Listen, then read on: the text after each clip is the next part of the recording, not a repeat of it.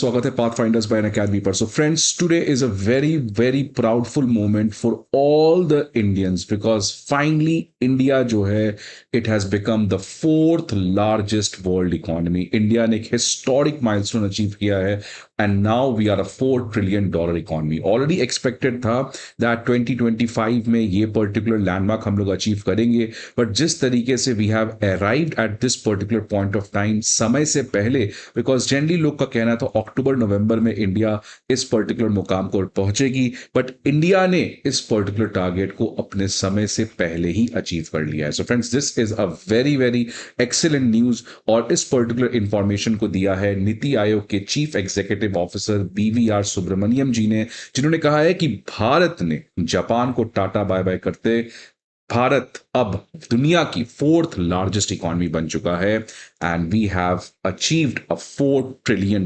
Economy. इसके अलावा भारत से इस समय 3 कंट्री आगे हैं। ऑब्वियसली पहले नंबर पे यूनाइटेड स्टेट्स, सेकंड नंबर पे चाइना और थर्ड नंबर पे जर्मनी। और BVR सुब्रमण्यम जी जो नीति आयोग के CEO हैं, उनका यह भी कहना है कि अगर जिस तरीके का भारत ने प्लानिंग किया है, क्योंकि आपको पता है कि विकसित भारत का ऑलरेडी एक पाइपलाइन बन चुका है, अगर इसी पर्टिकुलर प्लानिंग के हिसाब से हम लोग चलेंगे तो आने वाले 2.5 से 3 साल में भारत जो है वो थर्ड लार्जेस्ट इकोनॉमी बन जाएगा। सो फ्रेंड्स, ये अगेन एक हिस्टोरिक माइलस्टोन है बिकॉज हर एक चीज जिस तरीके से हम लोग अचीव कर पा रहे हैं वो विकसित भारत के एक पर्टिकुलर विजन के अनुसार चल रहा है and everything is scheduled as per its own timeline. So friends, ये एक बहुत बड़ी खबर है। तो आप देख सकते हैं यूएस की जो इकोनॉमी है वो $30 ट्रिलियन की है, चाइना की $20 ट्रिलियन की, जापान की $4.74 ट्रिलियन की, इंडिया की जीडीपी जस्ट देख सकते हैं फ्रेंड्स, जापान से आगे निकल चुकी, जापान की 4.186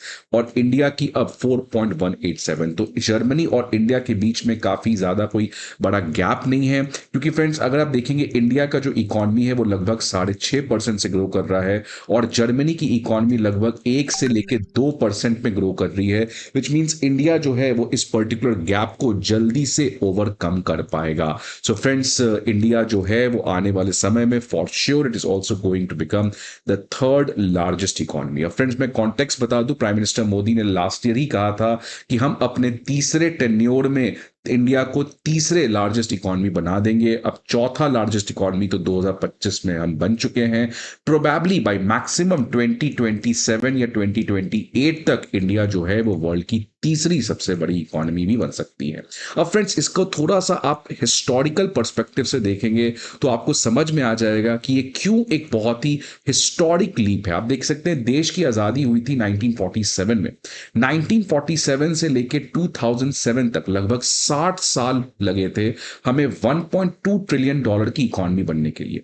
उसके बाद 2007 से लेके 2014 लगभग 8 साल में हम और $0.8 ट्रिलियन ऐड करके $2 ट्रिलियन इकोनॉमी बने।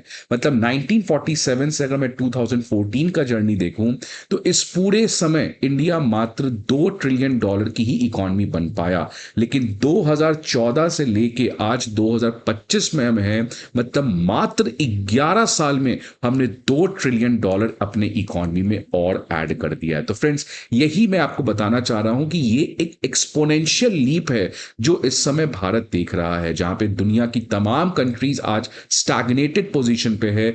इस तरफ इंडिया जो है वो काफी रिमार्केबली अपने ग्रोथ को एंश्योर कर पा रहा है और IMF के हिसाब से भारत जो है वो 2027 तक $5.2 ट्रिलियन की इकोनॉमी बन जाएगी, बिकॉज मात्र 6 साल में हम $2 ट्रिलियन इकोनॉमी ऐड करेंगे। सो फ्रेंड्स, देख सकते हैं आप कि ये जो पेस है 2 ट्रिलियन ऐड करने का वो बहुत तेज रेट से बढ़ रहा है। अगर पहले हमें लगा था लगभग 70 साल 1.2 ट्रिलियन $2 ट्रिलियन ऐड करने में, उसके बाद हमें लगा मात्र 11 साल $2 ट्रिलियन ऐड करने में, और अब IMF का कहना है कि अब केवल 6 साल लगेगा एक्स्ट्रा $2 ट्रिलियन इकोनॉमी में ऐड करने का। सो फ्रेंड्स, यही है आज विकसित भारत बनने का जो सपना है और हम लोग बहुत ही तेज रेट से उस पर्टिकुलर चीज को अचीव कर पा रहे हैं। फ्रेंड्स, आप देख सकते हैं ये डेटा IMF के खुद के डेटा के हिसाब से इंडिया इस पूरे जियोपॉलिटिकल केओस में 6.2% का एक रिकॉर्ड ग्रोथ इंश्योर कर पाएगी। दूसरी तरफ अगर मैं चाइना की बात करूं 4%, US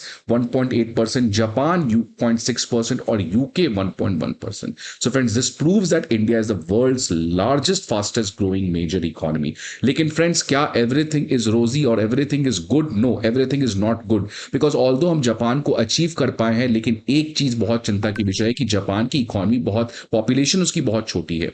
इसलिए जो जापान का पर कैपिटा जीडीपी है वो $33,960 पे है, लेकिन इंडिया का मात्र पर कैपिटा इनकम $2,880 पे है, जिसकी वजह से इंडिया एक लो मिडिल इनकम कंट्री में आता है और जापान एक हाई इनकम कंट्री में आता है। तो ठीक है, ऑब्वियसली जापान की पॉपुलेशन छोटी है, इंडिया का पॉपुलेशन बड़ा है, तो ये तो गैप होगा, लेकिन ये बात भी श्योर है कि इंडिया का पर कैपिटा इनकम कम है, बिकॉज चाइना, क्योंकि सेम पॉपुलेशन की कंट्री है, उसका per capita income upper middle income में कंट्री में आता है। तो फ्रेंड्स, इसलिए भारत को अभी शांत नहीं बैठना है, भारत को और तेज रेट से ग्रो करना है, और साथ ही साथ भारत को एक बात और इंश्योर करना है कि not only the size of the economy matters, हम 5 ट्रिलियन 10 ट्रिलियन बन सकते हैं, but also the shape of economy also matters, because India में आज एक और हकीकत है जो केवल इंडिया में नहीं, इनफैक्ट दुनिया में है, बट इंडिया में भी है, वो है इनइक्वालिटी। क्योंकि इनइक्वालिटी में एक तरफ आप देख सकते हैं फ्रेंड, इस तरीके के स्काई स्क्रैपर्स हैं, तो दूसरे तरफ लोग नाले के किनारे घर में किसी तरीके से अपना जिंदगी गुजार रहे हैं। So if India really needs to become a Viksit Bharat, then we don't need to only focus on size, but we also focus on the shape of the economy, की क्या, जैसा प्राइम मिनिस्टर मोदी ने कहा है, सबका साथ सबका विकास हो सकता है, वो एक बहुत बड़ी सवाल उठती है। सो फ्रेंड्स, आपके क्या व्यूज हैं इस पर्टिकुलर डेवलपमेंट के बारे में? Please let me know in the comment box. I hope आपको ये वीडियो अच्छा लगे। See you again some another video, till then goodbye and